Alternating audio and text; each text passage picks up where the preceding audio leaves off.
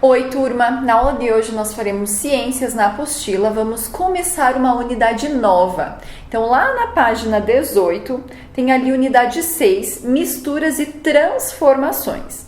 Então, sempre que alguém prepara um alimento, está realizando misturas e também transformações. Na maioria das vezes em que estamos consumindo um desses alimentos, não nos damos conta de quantas mudanças e misturas são necessárias para que ele fique com a textura e com o sabor certo. Então, na seção Diga aí, diz assim: alguns alimentos podem ser consumidos crus, por exemplo, frutas, saladas e alguns tipos de cereais.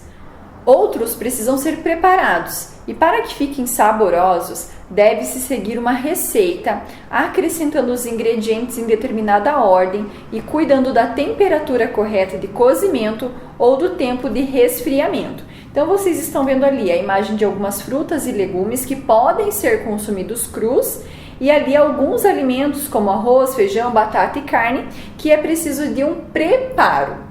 E ali tem algumas perguntinhas que vocês podem estar falando em voz alta ou quem preferir pode estar anotando ali também. Então, número 1. Que diferenças podem ser percebidas quando o arroz e o feijão estão crus e quando estão cozidos? Então, é uma diferença muito grande. Que diferenças são essas? 2. Você acha que a sopa é uma mistura de ingredientes? Quais deles você consegue identificar nessa imagem? Então, vocês estão vendo ali que a sopa ela está bem colorida e ela está cheia de ingredientes. O que você consegue distinguir ali nessa sopa? Que tipos de ingredientes? 3. Os alimentos que podem ser consumidos crus passam por alguma transformação antes de serem ingeridos, tirando a higienização. O alimento cru, ele passa por alguma transformação? Página 20, vamos falar um pouquinho de misturas. Então, em ciências, mistura corresponde à união de dois ou mais componentes conhecidos como substâncias. As misturas estão por toda parte. Quase todas as receitas culinárias, por exemplo, misturam ingredientes. Além disso, os ingredientes podem ser misturas, como o leite, que é uma mistura de água, de gorduras, açúcares, proteínas, sais minerais e também vitaminas. Então, vocês inclusive estão observando ali uma foto, com um copo de leite e ali tem um recadinho que diz assim: visto a olho nu, o leite parece branco e uniforme, mas se observarmos uma gota de leite ao microscópio, podemos perceber que ele é uma mistura de várias substâncias. Repare no detalhe, a presença das bolhas de gordura presentes no leite. As proteínas, os sais minerais e as vitaminas não podem ser vistas ao microscópio porque são substâncias muito pequenas. Em nosso dia a dia, entramos em contato com muitas misturas, as quais podem ser entre substâncias sólidas, líquidas e gasosas. Então, vamos falar um pouquinho desses três estados envolvendo substâncias. Então, as substâncias sólidas podem se misturar às substâncias líquidas, gasosas ou sólidas também. Observe alguns exemplos. Então, vocês estão vendo ali mistura de sólido com líquido, que ali na praia, a água do mar que é líquida se mistura com a areia que é sólida. E outra mistura de sólido com gás é ali a fumaça, que é uma mistura de gases presentes no ar com partículas de fuligem, que é um material sólido.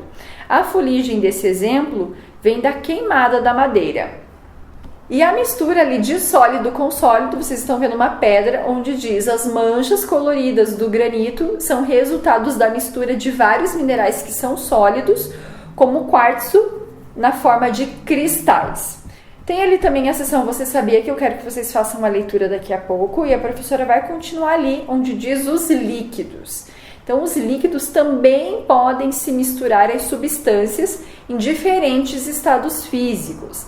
A água mineral, por exemplo, não é uma água pura. Ela é uma mistura de água com sais minerais, que são substâncias sólidas, como o cloreto de sódio e o sulfato de potássio. Não vemos esses sais na água porque eles estão completamente dissolvidos, isto é, estão misturados à água de modo que não podemos distingui-los. Então, vocês estão vendo ali mistura de líquido com sólido. Então, a água presente na natureza e a que sai da torneira são misturas de águas com sais minerais. Outra imagem que vocês estão vendo, mistura de líquido com líquido. Então, a limonada é uma mistura do suco de limão espremido, que é um líquido com água, e a mistura de líquido com gás, que no refrigerante, por exemplo, a água está misturada a um xarope que dá gosto e também sabor à bebida, e há um gás que serve, entre outras coisas, para realçar o sabor. É esse gás que forma as bolhas que vemos neste copo.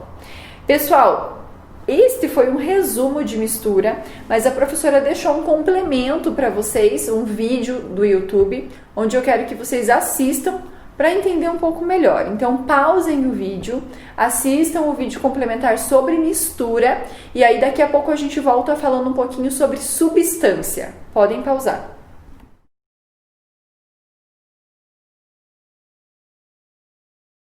Então, pessoal, na página 22, ainda tem ali algumas curiosidades na seção Você Sabia, falando sobre substâncias gasosas. Eu quero que vocês façam essa leitura e aí nós vamos ali falar um pouquinho sobre substâncias.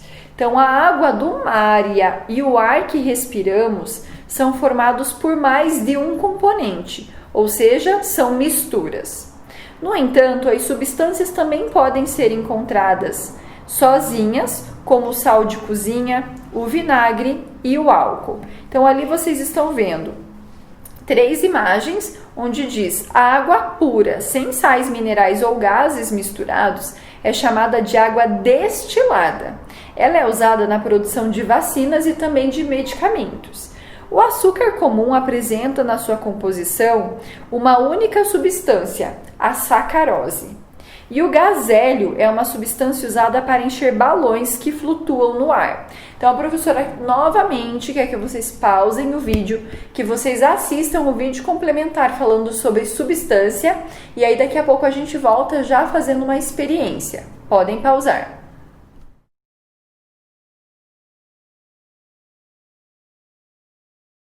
Voltando, pessoal, então na página 23 tem uma experiência e essa experiência vai falar um pouquinho sobre o calor e também vai falar um pouquinho sobre mistura. Então prestem atenção. Alguns fatores podem facilitar a mistura de determinadas substâncias. Um desses fatores é a temperatura. Então, para essa experiência, vocês vão precisar de 2 copos transparentes, de água gelada e também de água morna e de corante alimentício. Então, como fazer? Número 1, encha um dos copos com água gelada e outro com água morna. E número 2, pingue uma gota de corante em cada um dos copos e observe o que acontece. Bem simples, tá? Mas o mais importante é vocês fazerem uma observação bem completa para entender o que vai acontecer, tanto no copo com água fria quanto no copo com água morna. Lembrando que estamos falando de calor e também de mistura, tá? Depois que vocês realizarem essa experiência e observarem, tem ali 2 perguntinhas. Então, número 1, o que aconteceu com a gota de corante quando ela caiu no copo com água morna e no copo com água gelada? 2. A água utilizada no experimento também pode ser considerada uma mistura? E justifique a sua resposta. Página 24, seção lápis na mão, tem ali algumas atividades. Então, na número 1 diz assim: às vezes temos uma grande surpresa ao observar algo no microscópio. Essa imagem, por exemplo, é da areia da praia observada com este instrumento. Então, observe a imagem e identifique o estado físico da areia. Em seguida, explique se a areia pode ser classificada como uma substância ou uma mistura. Então, primeiro vocês vão analisar e vão falar se esta imagem ela está no estado sólido, líquido ou gasoso, e se esta imagem, a areia no caso, ela pode ser considerada uma mistura ou uma substância. 2. O ar que respiramos contém diferentes gases, entre eles o gás oxigênio e também o gás carbônico. E também, além disso, partículas de poeira e de fuligem. Quando respiramos pelo nariz, que é o correto, o ar passa por pelos e mucos e é filtrado, evitando que essas partículas cheguem aos nossos pulmões. Letra A. Por que devemos sempre inspirar o ar pelo nariz e não pela boca? Então, lembrando que os pelos do nosso nariz, eles servem como filtro, para filtrar um pouco das impurezas do ar. Se a gente respirar pela boca, será que é a maneira correta de respirar? E o que pode acontecer se a gente respirar pela boca? Letra B. Qual é o estado físico das substâncias separadas pelo processo de filtragem do ar realizado no nariz? Então, é o estado líquido, sólido ou gasoso. Número 3. Classifique os itens listados a seguir como mistura ou substância. Escreva também o nome dos componentes que formam a mistura. Então, essas informações estão no texto, tá? Então, a água mineral, ela é uma mistura, ela é uma substância e que componentes fazem a água mineral? Só a água? A gente viu que não. Então, que componentes vêm junto com a água? Vocês vão colocar ali. Letra B. Ar filtrado que respiramos. C. Água destilada. D. Açúcar e limonada. Lembrando que essas informações estão no texto. E a última, número 4.